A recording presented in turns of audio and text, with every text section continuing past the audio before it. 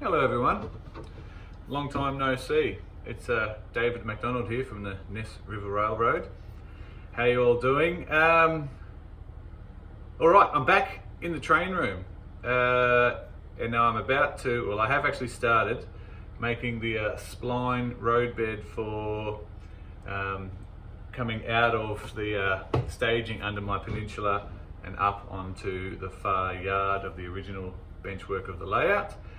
So I had a bit of a play using iMovie for a video of my bagpipe content for the stuff that I do with repairing bagpipes. So I'm going to do this video in a couple of sections and then I'll go into iMovie and stitch them all together.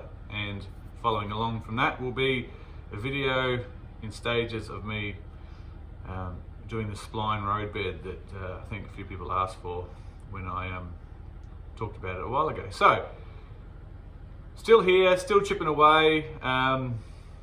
It's winter, well and truly winter. In the background you might be able to hear a generator running. Our beautiful property where we live in the high country, we are 100% off grid.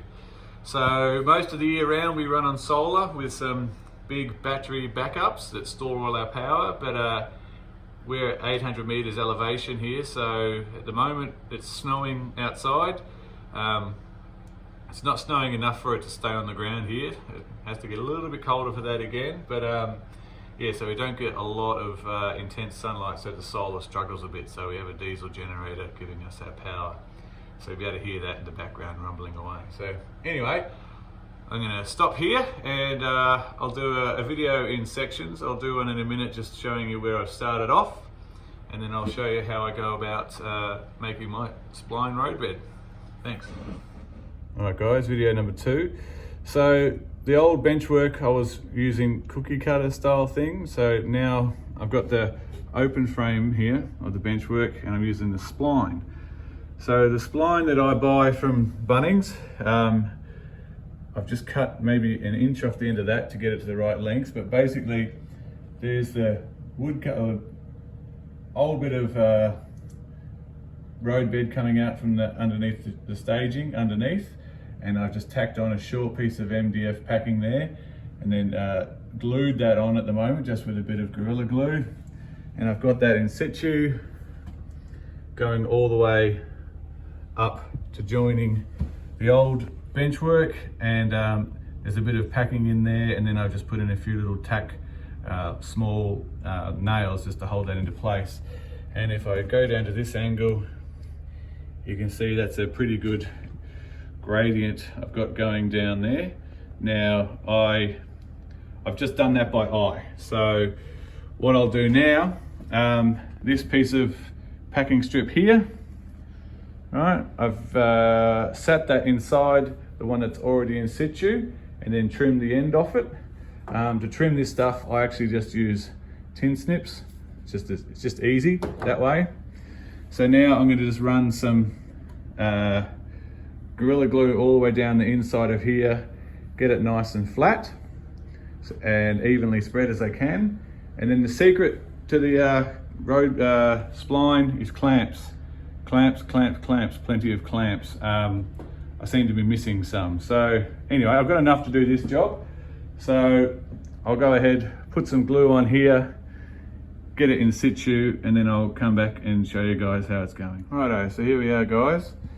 I've now clamped on a second section of this MDF packing. All right, up at the back here, it's sort of pushing against the back so it holds itself together. But where it comes around the corner, I've had to improvise. I seem to have lost some clamps. I've just got it all clamped and then clamped together for now. All right, so that glue will hold it all together, laminate it quite well. I go sort of 8 to 10 strips of MDF. So you can see actually a bit coming apart there, so I need to get in and clamp that a bit more too. So before the glue sets, I'll just go and chase out little bits like that.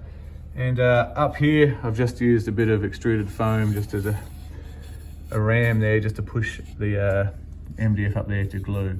So And when I've finished and I've got the road bed all in place and I'm happy with it, I will then drill through it and put some long screws through it then to really hold it all together.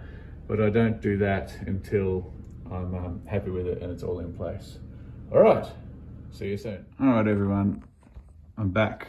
So I did about 2 or 3 layers of the laminating process. And then I I went up and watched some telly, watched some YouTube, watched the latest episode of Vice Grip Garage, and let 3 layers all get nice and solid. And then I came back down just a little while ago and just quickly put in the next 2 layers. So I've got 5 bits of spline there. All the white is just the glue that's come out over the top. Yeah, and I just smooth it down just to make sure I don't get any hard lumps. And as you can see with that video that I'm doing here, the Spline road bed just gives you that really nice natural curve. And then when it comes to laying the track, I'll just pick the center of the spline and use that as my guide for actually laying the track down. So yeah, I'm thinking that when it comes time to expanding the layout, I might actually just go full open girder benchwork and do spline the whole thing, because it's just, yeah, I'm really enjoying using it as opposed to the cookie cutter. So let me flip around here. So yeah, I don't think I need to do a full video of all 10 layers. On my next update, I'm sure I'll have all this done, so I might come in, or at least this section of roadbed done, so I'll do a little update on that. Yeah, so I've still got to finish lining the door, but yeah, it's good to be back in the train room for a day. Yeah, so until next time, guys, look after yourselves and stay cool if you're in the Northern Hemisphere getting baked, or stay warm if you're down here with me getting frozen. All right, thanks guys, I'll see you later, bye. You can't quite see it very well, but it is snowing, but just not enough to land on the ground.